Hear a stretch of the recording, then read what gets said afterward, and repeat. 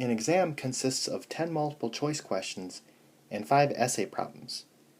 If a student must answer 8 of the multiple choice questions and 3 of the essay problems, in how many ways can the questions and problems be chosen?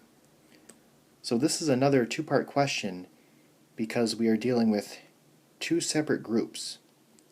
We are dealing with multiple choice questions and essay problems. And it's going to be a combination because the order doesn't matter. It does not matter the order that you do these questions. When the teacher grades it, it's going to be graded the same. So for multiple choice, there are 10 total, and we are choosing 8 of them. And for the essay, there are 5 total, and we are selecting 3 of them. So we need to multiply these results. The first one will be 45, and the second one will be 10. So 45 times 10 is 450.